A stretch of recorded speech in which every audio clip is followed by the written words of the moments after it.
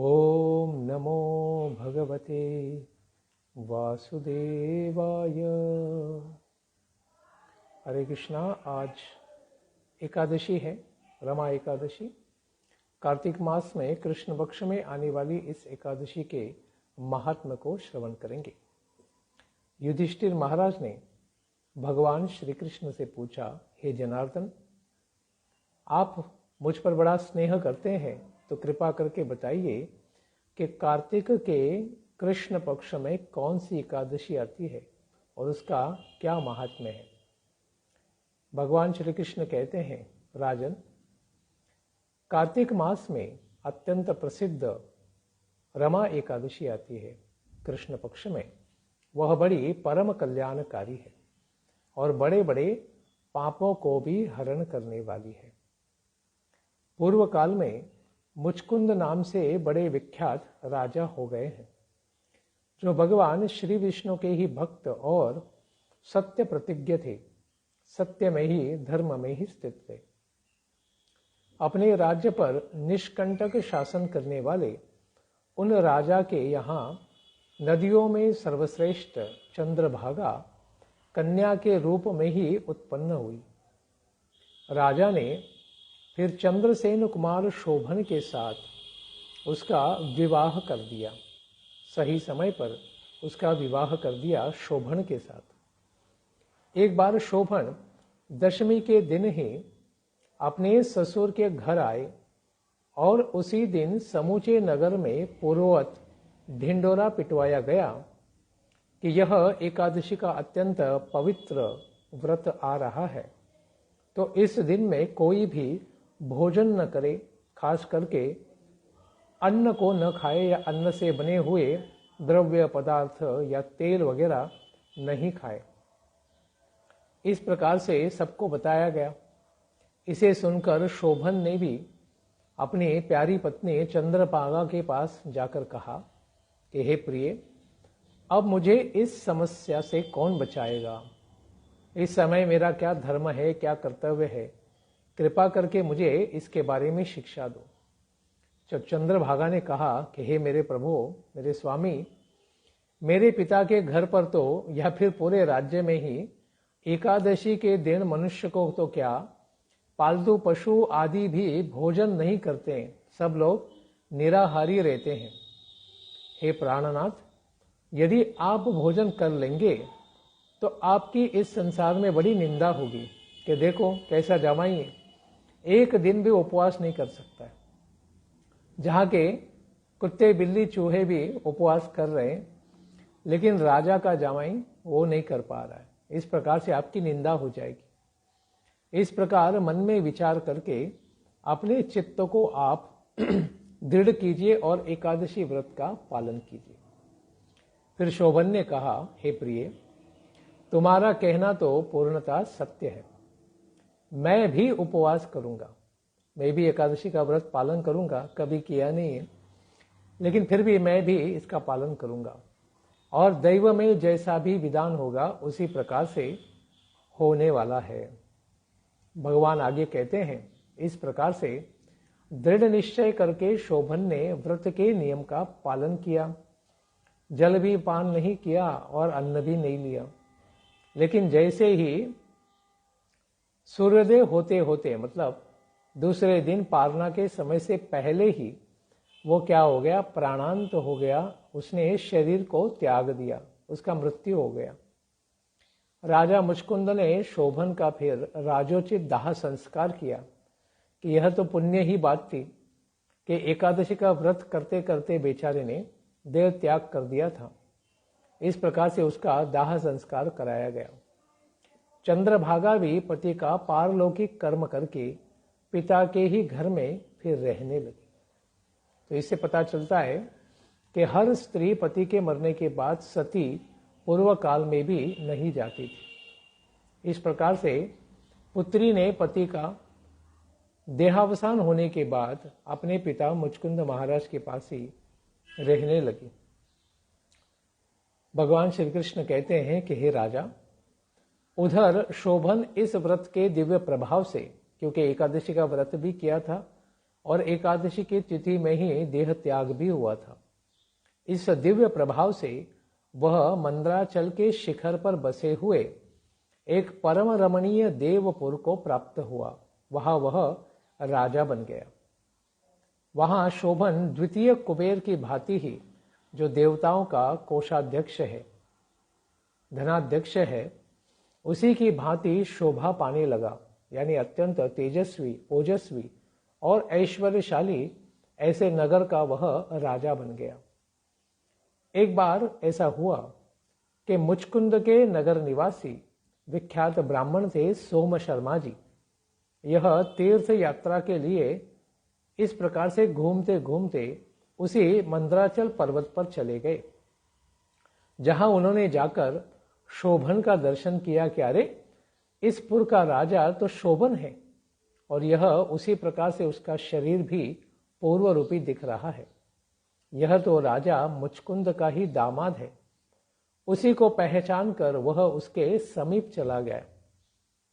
शोभन भी उस समय द्विज श्रेष्ठ सोम शर्मा को देखकर बड़े प्रसन्न हुए कि ब्राह्मण श्रेष्ठ हमारे पास आ रहे हैं, और उन्हें उसने पहले भी पूर्व जन्म में देखा था। तो शीघ्रतापूर्वक अपने आसन को छोड़कर वहां से उठकर उनकी अगवानी करने लगा, उनको जाकर प्रणाम किया और उनको आदरातिथ्य करने लगा। उनको बैठने के लिए आसन, जलपान वगैरह सब दिया। फिर क्रमशः उसने अपने ससुर राजा महाराज मुचकुंद, प्रिय पत्नी चंद्रभागा तथा समस्त नगर का कुशल क्षेम भी पूछा। ऐसा पूछने पर सोम शर्मा जी कहते हैं, हे राजन, वहां तो सब लोग कुशल मंगल है, लेकिन आश्चर्य है, ऐसा सुंदर और अत्यंत विचित्र नगर तो कभी किसी ने या हमने तो अपने जीवन में नहीं देखा है। यह तो बताओ कि इतना ऐश्वर्यशाली नगर को तुमने किस प्रकार से प्राप्त किया है, कौन से पुण्य के प्रभाव से तुमने इसे प्राप्त किया है। तो शोभन ने कहा, द्विजेंद्र, ब्राह्मणों में श्रेष्ठ कार्तिक मास के कृष्ण पक्ष में जो रमा एकादशी आती है, उसी रमा एकादशी का व्रत मैंने करने का प्रयास किया था। उसी के व्रत के दिव्य प्रभाव से मुझे इस दिव्य मंद्राचल के ऊपर इस नगर का राजा बनने का अवसर प्राप्त हुआ है। ब्राह्मण, मैंने श्रद्धाहीन होकर ही, यानी इतनी मेरी श्रद्धा नहीं थी एकादशी व्रत में, श्रद्धाहीन भाव से ही इस उत्तम व्रत का अनुष्ठान किया था। इसलिए मैं ऐसा मानता हूं कि यह नगर मुझे जो प्राप्त हुआ है, यह कोई स्थिर स्थायी स्थान नहीं है। इसका कभी भी नाश हो सकता है, यानी नगर का नहीं, मेरे इस पद और प्रतिष्ठा का कभी भी नाश हो सकता है। इसलिए आप वापस जब जाएंगे तो कृपा करके मेरी पत्नी महाराज मुचकुंद की सुंदरी पुत्री कन्या चंद्रभागा से यह सब वृत्तांत कहकर सुनाइए और मेरे स्थान को निश्चित करने का, स्थिर करने का कुछ उपाय बताइए। शोभन की यह बात सुनकर ब्राह्मण श्रेष्ठ सोम शर्मा जी बड़े प्रसन्न हुए और फिर वापस अपने मुचकुंद नगर को वापस आ गए, और वहां आने के पश्चात राजा और चंद्रभागा के पास जाकर उनके सामने यह देखा हुआ हाल पूरा विस्तार से कह सुनाया। सोम शर्मा जी कहते हैं कि हे शुभे, मैंने तुम्हारे पति को प्रत्यक्ष अपनी आंखों से देखा है। इंद्रपुरी के समान ही उस दुर्दर्श नगर का भी अवलोकन किया है, जो मंद्राचल पर्वत के ऊपर अत्यंत शोभायमान है, लेकिन वह नगर तो अस्थिर है। तुम अपने दिव्य व्रत के द्वारा उसे स्थिर बनाओ। तो चंद्रभागा ने कहा, ब्रह्मर्षि, मेरे मन में तो पति के दर्शन की बड़ी लालसा उत्पन्न हो रही है, तो कृपया आप मुझे उन्हीं के पास लेकर चलिए। मैं अपने व्रत के पुण्य से उस नगर को स्थिर बनाना चाहूंगी। भगवान श्री कृष्ण राजा युधिष्ठिर से कहते हैं, हे राजन, चंद्रभागा की यह बात सुनकर सोम शर्मा ब्राह्मण जी फिर चंद्रभागा को लेकर मंद्राचल पर्वत के निकट ही, जहां पर वामदेव मुनि के आश्रम था, वहीं पर उनको ले गए।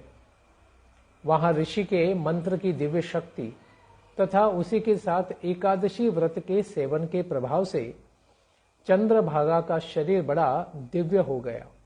देवलोक की निवासी उसी प्रकार से चमकते हैं, उसी प्रकार से चंद्रभागा भी तेजस्वी दिखने लगी और उसने भी उसी प्रकार की दिव्य गति को प्राप्त किया जिस प्रकार से शोभन ने पूर्व में प्राप्त किया था।